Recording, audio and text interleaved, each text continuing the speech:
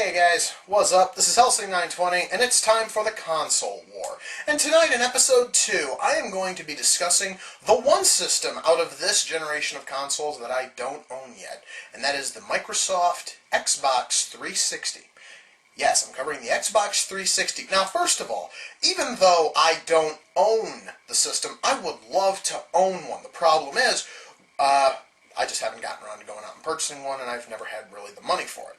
I do have the other two, and I'm plenty happy with those. But now I'm going to try to explain what the 360 has for and against itself. So, let's start with the positives, because, fuck guys, the 360's got a lot of positives for it. First of all, it has a larger library than any other system. Now, that is because it has been out a full year longer than the other two, but that actually is a good thing, because that means that they have been able to work out all of the necessary technical things with their games. So now where the PlayStation 3 is still slowly working out issues when it comes to exactly how much stuff you can fit onto a disc and this and that and yada yada yada, the Xbox 360 has that, and it is in place.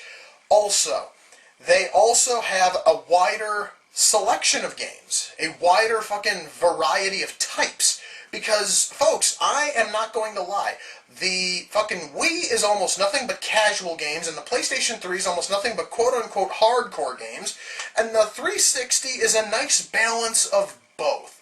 It has a little bit of everything, and that's thanks to a lot of their exclusive titles, which are also a mixed bag between casual and fun and hardcore and just, again, fun.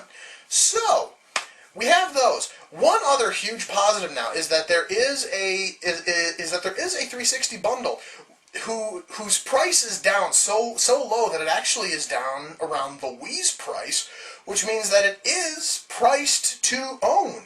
Now, there is a slight problem with that one, though, and that's the fact that this is a system that doesn't come with a hard drive, which means that the only way you can save games on it, or save anything for, that matter, would be to either purchase memory cards, which they actually still have for the 360, funny thing, or purchase a 360 hard drive, which would then tack on even more onto the price for the system itself, so you might as well just buy one that's got a fucking hard drive in it.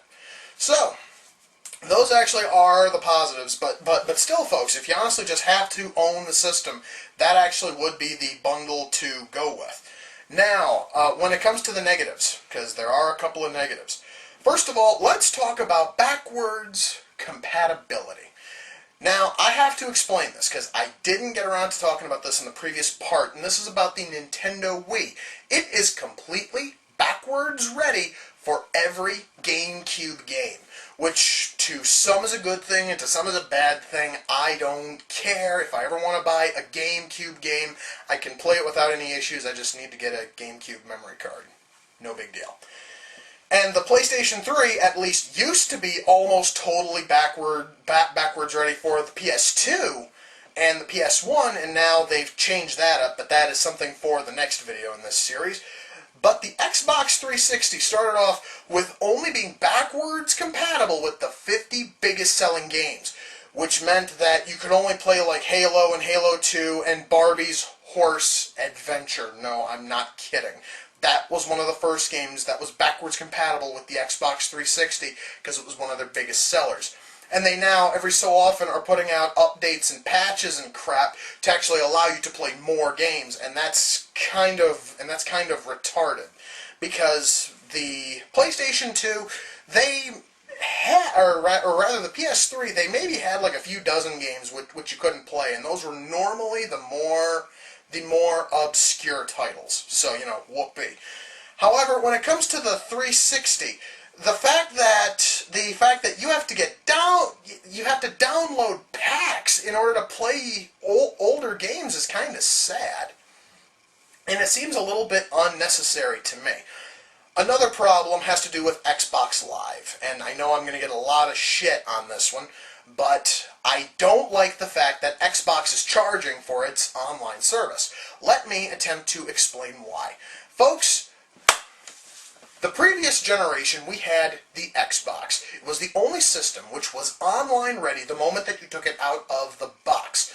Alright, now, because of that, Microsoft thought that it'd be a good idea to charge people to use their system, which was a good idea because they were the only game in town when it came to online until fucking Sony and Nintendo came out with various sorts of online adapters and kits, but see, that still was that you had to go out and you had to buy more. So Microsoft said, hey, we have it, and if you want it, you have to pay. We are now a generation later, and all three systems are online ready the moment that you take them out of the box and you plug them in.